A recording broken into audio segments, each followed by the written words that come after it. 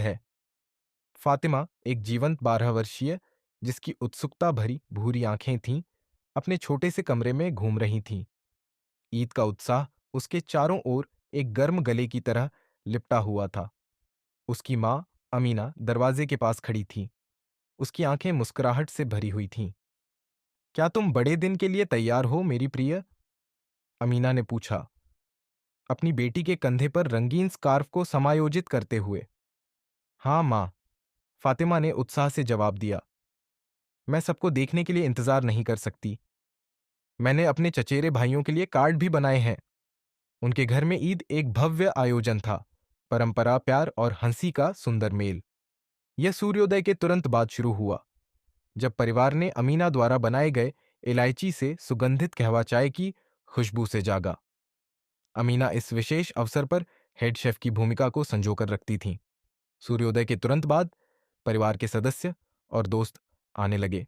फातिमा की चाचियां, चाचा और चचेरे भाई एक ऊर्जा और आनंद की लहर लेकर आए। उनके साधारण घर के हर कोने को भर दिया। माहौल विद्युतीय था, कहानियों के आदान प्रदान से भरा हुआ। फातिमा अपने चचेरे भाइयों के साथ बैठी थी। कमरे के एक कोने में शरातिमा अपने चचेरे भाइयों के साथ बैठी थी। कमरे के एक कोने में शरारत और हंसी का एक समूह। साथ में उन्होंने बर्जेक और मामूल के प्लेट भर खाए। उनकी हंसी गूंथते हुए यह बहस करते रहे कि कौन सबसे ज्यादा खा सकता है। इस मानवीय संबंधों की सिम्फनी के बीच फातिमा की नजर अपनी मां की ओर गई। अमीना शांति की एक तस्वीर थी, परिवार को परोसते हुए, मजाक करते हुए और इस उत्सव को बिना किसी प्रयास के संचालित करते हुए। बाद में फातिमा को सुलाते समय अमीना ने समझाया, ईद केवल उत्सव के बारे में नहीं है फातिमा, यह कृतज्ञता, परिवार और देने के बारे में है। हमारे प्रियजनों के साथ हर पल को संजोना। फातिमा ने हां में सिर हिलाया। उसकी आंखें नींद से भारी थीं, लेकिन उसका दिल खुशी से भरा हुआ था।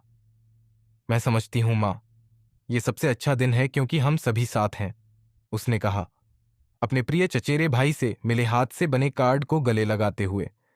अमीना ने मुस्कुराते हुए फातिमा के बालों को उसके माथे से हटाया। अब सो जाओ मेरी छोटी स्टार, कल हम ईद की परंपराओं को जारी रखेंगे और इस खुशी को हर दिन में ले जाएं